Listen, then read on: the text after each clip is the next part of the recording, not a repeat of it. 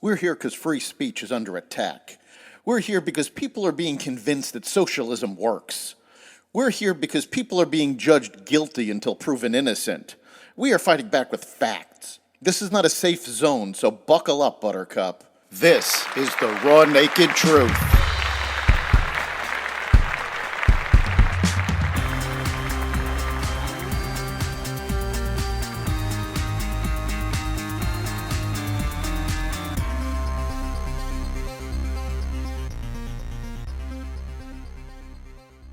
Hamas refuses to release hostages. California considers barring Trump from the ballot, a possible entertainment merger, and more. Welcome to the Raw Naked Truth. I'm your host, Eric Lopkin, and here's the news you need to know. Hamas has rejected a week-long ceasefire offer that Israel hoped would secure the release of the last women and children held captive.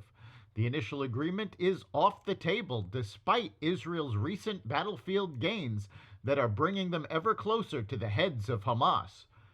The head of Hamas's political wing, Ismaili Haniyeh, attended intensive talks in Cairo to discuss a ceasefire agreement and more humanitarian aid. Israel offered to halt all ground and air assaults in return for 40 hostages that included the last of the women and children, as well as elderly male hostages who needed medical treatment. Egyptian officials said the deal broke down when Haniyeh refused to release any captives until a permanent ceasefire was established. The head of a Gaza hospital has admitted to Israeli forces that the terror organization used his hospital to advance its military operations, since the hospital is a safe place. Ahmad Kalat, the director of Kamal Adwan Hospital in northern Gaza, admitted in a bombshell interrogation with Israeli forces that Hamas used his hospital to hide high-ranking military activists. Because for them, the hospital is a safe place, Kalat said when asked why they hide in the hospital. They won't be targeted when they're in the hospital, Kalat explained. The medical facility turned military hub was also used to house up to 100 high-ranking terrorists. They are the seniors, military and civilian officers, Kalat explained. They had rooms which they hid in. They stayed there 10 days, and then they changed places to a different place. And then they left the hospital. Hamas has long used civilians to hide from Israeli forces, knowing that the Israelis do not knowingly target civilians. Harvard admitted it has found more instances of, quote, duplicative language, unquote, in President Claudine Gay's academic work on Wednesday, as the House also expanded its probe into the Ivy League school, demanding to know whether students and the university's leader were held to the same standards on plagiarism. The Harvard Corporation, the university's highest governing body, released a summary of a review Wednesday evening, saying Gay will request 3 corrections from Harvard's Office of the Provost regarding her 1997 PhD dissertation. Through additional review, Harvard said it found 2 additional instances of what it calls duplicative language without appropriate attribution. That's fancy talk for plagiarism. This comes more than a week after the Harvard Corporation said that while an independent review by distinguished political scientists of Gay's work found no violation of Harvard standards for research misconduct, the university president would be proactively requesting 4 corrections in 2 articles to insert citations and quotation marks that were omitted from the original publications. Last week, Gay submitted corrections to the 2 articles published in 2001 and 2017, but Wednesday's additional findings regarding her 1997 dissertation deliver an embarrassing blow to the prestigious university. It is ongoing proof that President Gay's work is rife with plagiarism.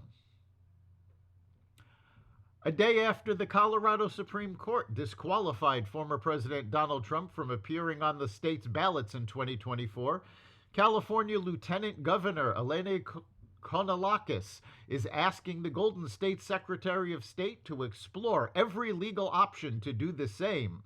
The lieutenant governor sent a letter to Secretary of State Shirley Weber dated Wednesday, December 20th, and referencing Colorado's recent ruling which stated Trump was ineligible to appear on the state's ballot as a presidential candidate because of his role in inciting an insurrection on the U.S. Capitol on January 6, 2021.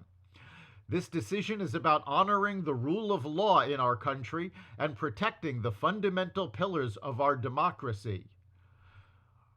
Konalakis, who launched a campaign to run for California governor in 2026, wrote, specifically, the Colorado Supreme Court held in Anderson v. Griswold, 2023 C063, that Trump's insurrection disqualifies him under Section 3 of the 14th Amendment to stand for presidential re-election. Because the candidate is ineligible, the court ruled it would be a wrongful act for the Colorado Secretary of State to list him as a candidate on that state's presidential primary ballot. The gubernatorial candidate told the Secretary of State that California must stand on the right side of history and is obligated to determine if the former president is ineligible to be on the ballot for the same reasons he was deemed ineligible in Colorado. Far from being on the right side of history, the Colorado decision is expected to be overturned.